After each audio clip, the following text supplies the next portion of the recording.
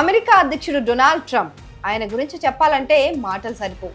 వివాదాస్పదుడు, వ్యూహకర్త, వ్యాపారవేత్త, రాజకీయ నాయకుడు, అన్నీ ఆయనే.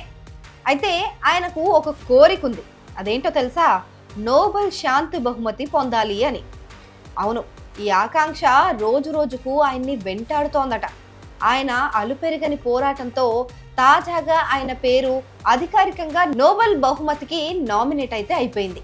కానీ ఈ నామినేషన్ వెనుక, ఆయన ఆశల వెనుక ఎలాంటి నాటకీయ పరిణామాలు చోటు చేసుకున్నాయో ఈ వీడియోలో చూద్దాం. అమెరికా ప్రతినిధుల సభ సభ్యుడు బడ్డీ కార్టర్ తాజాగా ట్రంప్ పేరును నోబెల్ శాంతి బహుమతికి ప్రతిపాదించారు. నార్వేలోని నోబెల్ కమిటీకి ఓ సుదీర్ఘ లేఖను పంపించారు. ఆ లేఖలో ఆయన ట్రంప్ నాయకత్వాన్ని ఆకాశానికెత్తేశారు. కొన్ని సంక్షోభాలు అసాధ్యమనుకుంటాం, కానీ అలాంటి వాటిలో కూడా వేగంగా, సమర్థవంతంగా ఒప్పందాలు కుదర్చడంలో ట్రంప్ కీలక పాత్ర పోషించారు అని కార్టర్ ప్రశంసించారు. ముఖ్యంగా ఇరాన్, ఇజ్రాయెల్ మధ్య 12 రోజుల పాటు సాగిన యుద్ధాన్ని ఆపుతూ ఆయన ఒక చారిత్రాత్మక శాంతి ఒప్పందాన్ని కుదర్చారని, ఇది ఆయన నాయకత్వానికి నిదర్శనమని అభివర్ణించారు. అంతేకాదు, ప్రపంచంలోనే ఉగ్రవాదులను పోషించే అతిపెద్ద దేశానికి అత్యంత వినాశకరమైన ఆయుధం అందకుండా ట్రంప్ అడ్డుకున్నారు అని పేర్కొంటూ ఆయన నాయకత్వాన్ని నోబెల్ ప్రైజ్తో గౌరవించాలి అని బడ్డీ కార్టర్ కోరారు.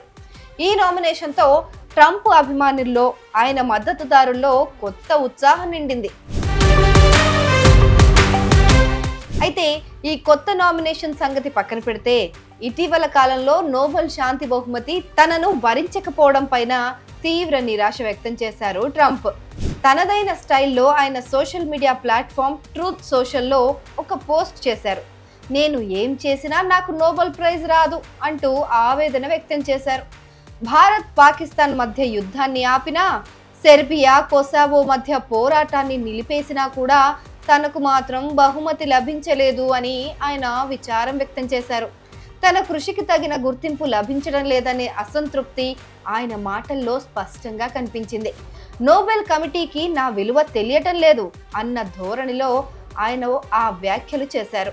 నోబెల్ రేస్లో ట్రంప్ పేరు గట్టిగా వినిపించిన సందర్భాల్లో ఉక్రెయిన్కు చెందిన చట్టసభ సభ్యుడు ఒలెగ్జాండర్ మొరేఝాకో కూడా గతంలో ట్రంప్ను నామినేట్ చేశారు.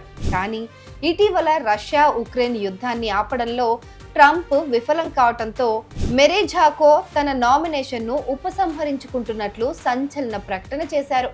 ట్రంప్ పైన నాకు నమ్మకం పోయింది బాస్ అని ఆయన ఈ సందర్భంగా వ్యాఖ్యానించడం మరో విశేషం.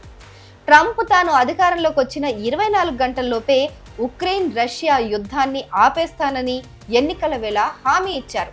ఆయన ప్రతిపాదించిన శాంతి ఒప్పందాన్ని ఉక్రెయిన్ అంగీకరించినా రష్యా మాత్రం అస్సలు ఒప్పుకోలేదు.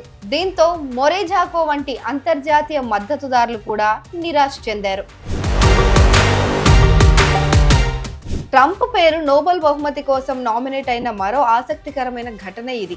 ఇటీవల పాకిస్తాన్ ప్రభుత్వం స్వయంగా ట్రంప్ పేరును నోబెల్ ప్రైజ్కు నామినేట్ చేసింది. అయితే ఈ ప్రకటన చేసిన మరునాడే ట్రంప్ ఇరాన్ పైన బంకర్ బస్టర్ బాంబులతో దాడులు చేయించారు. ఇది పాకిస్తాన్కు పెద్ద షాక్. తమ పొరుగు దేశం పైన ట్రంప్ ఇలా విరుచుకుపడటంతో పాకిస్తాన్ ప్రభుత్వానికి ఏం చేయాలో పాలుపోలేదు. అంతర్జాతీయంగా ట్రంప్ను పొగిడి నోబెల్కు నామినేట్ చేసిన మరుసటి రోజే ఇలాంటి ఘటన జరగటంతో పాకిస్తాన్లో ప్రతిపక్షాలు ప్రభుత్వాన్ని తప్పుపట్టాయి.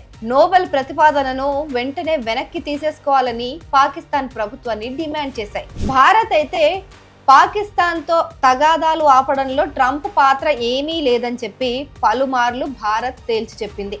ఈ పరిణామాలు ట్రంప్ అంతర్జాతీయ విధానాలపైన మిశ్రమ స్పందనలు వ్యక్తమయ్యేలా చేశాయి.